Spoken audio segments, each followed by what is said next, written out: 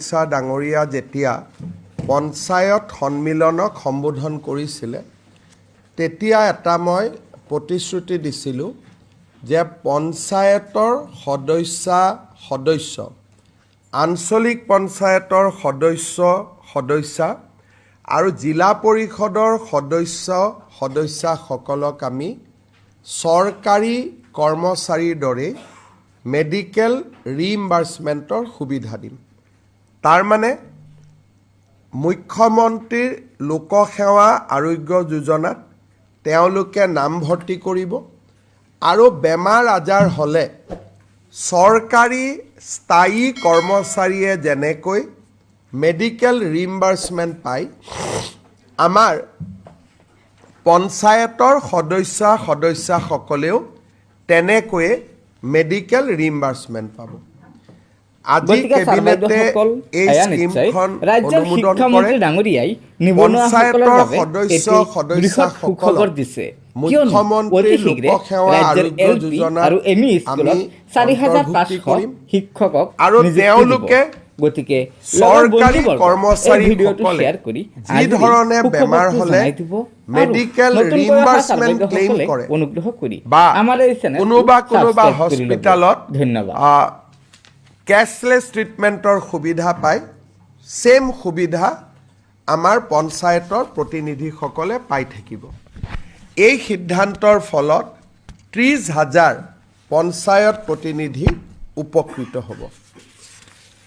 আজি আমাৰ কেবিনেটত এটা সিদ্ধান্ত গ্ৰহণ কৰা হ'ল যে অসমৰ এটা এবঅৰিজিনেল কমিউনিটিৰ ভিতৰত চুতীয়া কমিউনিটি এটা এবঅৰিজিনেল কমিউনিটি। এই খিলঞ্জীয়া কমিউনিটিটোৰ বাবে আমি ACS পৰীক্ষাত আউট অফ OBC কোটা এজন DSP আৰু এজন মেজিষ্ট্ৰেটৰ পোষ্ট আমি এতিয়াৰ পৰা সংৰক্ষণ কৰিম। আগতে এই সুবিধাটো মৰাণ আৰু মটক কমিউনিটিক দিয়া আছিলে। এতিয়াৰ পৰা চুতীয়া জনগোষ্ঠীৰ লোকেও এজন DSP আৰু এজন মেজিষ্ট্ৰেট প্ৰত্যেক বছৰে নিশ্চিতভাৱে লাভ কৰিব। আজি আমাৰ কেবিনেটত যোৱাকালি মই ডিব্ৰুগড়ত গৈছিলোঁ। অৰুণাচল প্ৰদেশত বাস কৰা মৰাণ জনগোষ্ঠীৰ লোকক আমি অসমত PRCৰ সুবিধা দিছিলোঁ, কিন্তু চাকৰিত এপ্লাই কৰিবৰ কাৰণে তেওঁলোকক এমপ্লয়মেণ্ট এক্সচেঞ্জতো নাম ৰেজিষ্টাৰৰ সুবিধা দিব লাগিব। আজিৰ পৰা আমি মৰাণ লোকসকলক যিসকলে অৰুণাচলত বাস কৰে তেওঁলোকক তিনিচুকীয়া জিলাৰ এমপ্লয়মেণ্ট এক্সচেঞ্জত নিবনুৱা হিচাপে নাম ৰেজিষ্ট্ৰেশ্যন কৰাৰ বাবে আমি সুবিধা দিছোঁ। আমাৰ ডিব্ৰুগড় জিলাৰ টিংখং সমষ্টিত দুখন VGR আছিলে। এখন VGRৰ নাম হ'ল তিলুবাৰী বঙালী আৰু এখন হ'ল তিলৈবাৰী নেপালী গাঁও। তিলৈবাৰী বঙালী গাঁও, তিলৈবাৰী নেপালী গাঁও। এই গাঁও দুখনত বাস কৰা লোকসকলে ইমান দিন মাটিৰ পট্টা পোৱা নাছিল, কাৰণ তেওঁলোক VGRত আছিলে। আজি আমি এই দুইখন গাঁও VGR উইথড্ৰ কৰোঁ, বেলেগ খালী মাটিত আমি VGR স্থাপন কৰোঁ আৰু তিলৈবাৰী নেপালী গাঁও আৰু তিলৈবাৰী বঙালী গাঁৱৰ বাসিন্দাসকলে মাটিৰ পট্টা পোৱাৰ পথ আমি প্ৰশস্ত কৰোঁ। এইটো আমাৰ টিংখং সমষ্টিৰ বিমল বৰাৰ সমষ্টিৰ দুখন গাঁও আছিলে।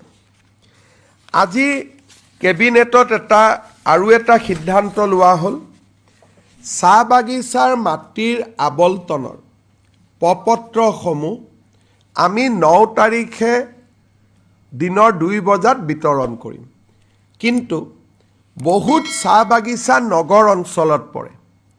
যদি নগৰ অঞ্চলত পৰে প্ৰিমিয়ামটো বহুত টকাৰ হৈ যাব। বাগিচাৰ শ্ৰমিকেতো যেনেকৈ আজি সোণাপুৰৰ চাহ বাগিচা বাগানৰ শ্ৰমিকে প্ৰিমিয়াম দিলে লাখ টকাৰ প্ৰিমিয়াম দিব লাগিব, কাৰণ এইখন উইদিন GMD এলেকা পৰে। সেইকাৰণে ডিব্ৰুগড় টাউনতো বহুত কেইখন বাগিচা আছে। যদি টাউনৰ মাটিৰ প্ৰিমিয়াম হয় তেতিয়াহ'লে তেওঁলোকে মাটিৰ প্ৰিমিয়াম দিব নোৱাৰিব। গাঁৱত যদি প্ৰিমিয়াম দিব লাগে 1 বিঘা মাটিত 500 টকা দিব লাগিব। বাগানৰ শ্ৰমিকে হয়তো 500 টকাও দিব নোৱাৰিব। আমি তেওঁলোকক কৈছোঁ যে 5 বছৰৰ ভিতৰত 500 টকা দিলেই হ'ব। টাউনৰ খেনি বা গাঁৱৰ খেনি এই দুইখিনিক প্ৰতি বিঘা মাটিত আমি মাত্ৰ 500 টকা প্ৰিমিয়াম ল'ম, তাকো 5 বছৰত দিলে হ'ব। আৰু বাগানৰ মাটিৰ বিতৰণৰ আনুষ্ঠানিক কাম, প্ৰপত্ৰ বিতৰণৰ কাম আমি 9 ফেব্ৰুৱাৰী দিনৰ 2 বজাৰ পৰা আৰম্ভ কৰিম। মই ডিব্ৰুগড়ৰ দিনজয় চাহ বাগিচাত থাকিম, বাকী মন্ত্ৰীসকলেও বা বিধায়কসকলেও বিভিন্ন চাহ বাগিচাত উপস্থিত থাকিব।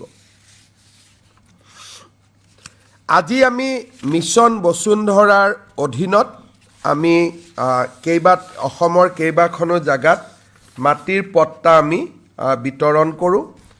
কেবিনেটে আজি RIDFৰ পৰা ধেমাজি আৰু ডিব্ৰুগড়ত 2টা মিল্ক প্ৰচেছিং প্লাণ্ট নিৰ্মাণ কৰিবলৈ 135 টকাৰ ঋণ, 135 কোটি টকাৰ ঋণ নাবাৰ্ডৰ পৰা ল'বৰ বাবে সিদ্ধান্ত গ্ৰহণ কৰে। আজি কেবিনেটত আমাৰ এটা গোচৰ ৰেজিষ্ট্ৰেশ্যন হৈছিলে আলী তৌকিৰ শ্বেখ বুলি এজন ব্যক্তিৰ বিৰুদ্ধে। আজি আমাৰ কেবিনেটত এই সংক্ৰান্তত যি SIT গঠন কৰা হৈছিল তাৰ ওপৰত আজি আমাৰ অনানুষ্ঠানিক আলোচনা হয়। কেবিনেটে গৃহ বিভাগক নিৰ্দেশ দিছে যে 7 তাৰিখৰ কেবিনেটত ফৰ্মেল এই বিষয়বস্তুটো আনিব লাগে আৰু কেবিনেটে মুখ্যমন্ত্ৰীক অধিকাৰ দিছে যে 8 ফেব্ৰুৱাৰী তাৰিখে দিনৰ 10:30 বজাত সাংবাদিক মেল এখনৰ জৰিয়তে SITৰ প্ৰতিবেদনখন যিমানখিনিলৈকে পাৰি ৰাজহুৱা কৰিবৰ বাবে। 7 তাৰিখে গধূলি কেবিনেটত, আমাৰ কেবিনেটত 2টা ছিষ্টেম আছে। প্ৰথমতে আমি ইনফৰ্মেলি পাতি লওঁ আৰু কোনটো লাইনত কেবিনেট মেমৰেণ্ডাম আহিব লাগে আমি ডিপাৰ্টমেণ্টক নিৰ্দেশ দিওঁ। 7 তাৰিখে গৃহ আৰু ৰাজনৈতিক বিভাগে কেবিনেট মেমৰেণ্ডামখন আনুষ্ঠানিকভাৱে আনিব।